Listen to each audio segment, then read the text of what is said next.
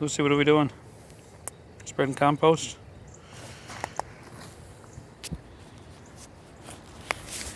So do a short video showing what we're doing with how we do our filter. Cat has got my tongue. Showing how we produce our fertility here. One of the ways we catch and store that energy. We don't bring in any fertilizer or insecticide or pesticides. But we do take our garden waste, our food scraps, chicken bedding, duck bedding, and we compost it. Piece of plastic in there, an eggshell. This is the compost. Right full of worms, insect life.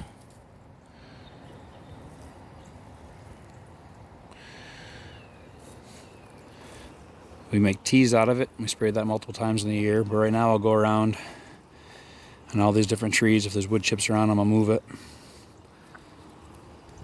I'll take that compost and put a nice layer at the base of each one like I have here.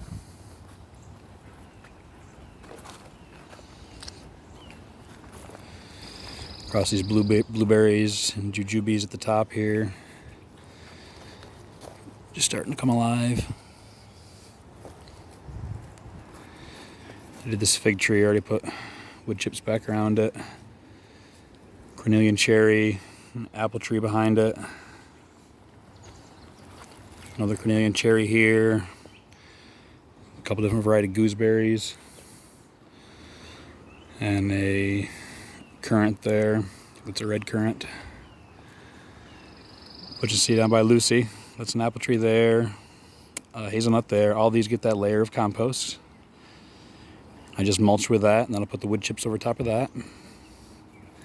That combined with a handful of sprayings of compost tea throughout the year is all we need, and we get relatively good production for the amount of sun we get. We don't get a lot of sun. We've got these large trees to our west and quite a few to our east. I don't know if you've seen my pictures or videos before. We get an amazing amount of produce out of this small lot using permaculture principles and creating a food forest. By food forest, I mean we have our annual garden here. So where we grow everyday crops. Cucumbers, lettuces, tomatoes, stuff we'll eat every day. An herb spiral over there. Down here's long-term annuals. Stuff we don't need to pay a lot of attention to, like onions and garlic. Squash and corn we'll do later on. There's also perennials mixed in, fruit trees and berry bushes, nut trees, small nut trees, all around the perimeter mixed throughout. Stuff like this gooseberry and currants and josta berries. Canes like that blackberry and raspberries and boysenberries. It's a small bush cherry that only gets about 2-3 feet tall. Then we got the pink down bottom. That's the Nanking cherry. That's as big as that gets. About 12 feet tall or so. Might get a little bit taller. But this is the true food forest side. Where we started, there's an Asian pear here, another Asian pear there. Peach in the background. Elderberries mixed in. Just a bunch more of that, but it's all planted in guilds for people who aren't familiar with it. Excuse me, I've got a cough. Coronavirus. Excuse me. Not funny. But these are planted in guilds. This is our oldest guild here, so I'll use this for an example. But there's some different types of lilies coming up, and irises coming up already, and the violets in the background. There'll also be sedums in the front, different succulents.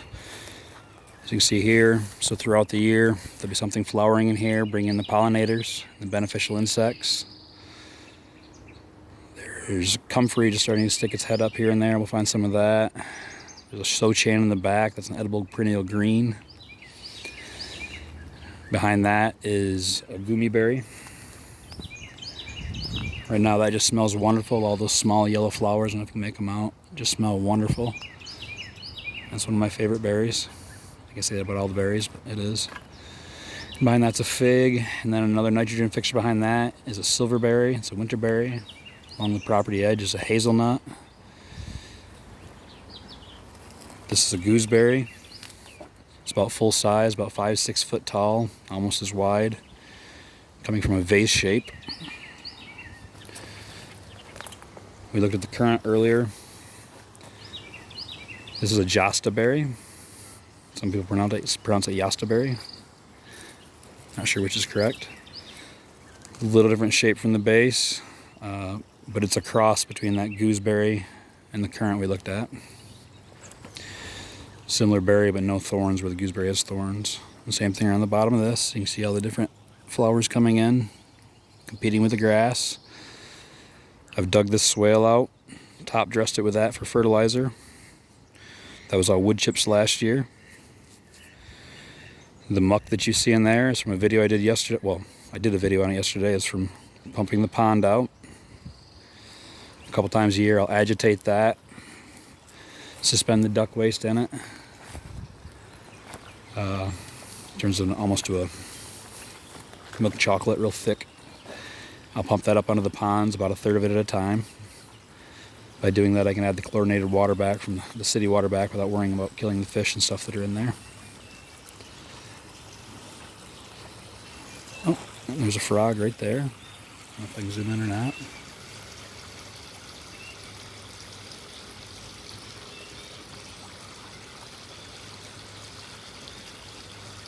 So things seem to be alive and well.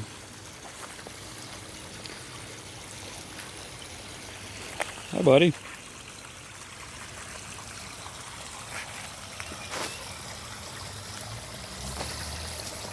Pretty trusting. You could be. You look pretty comfortable.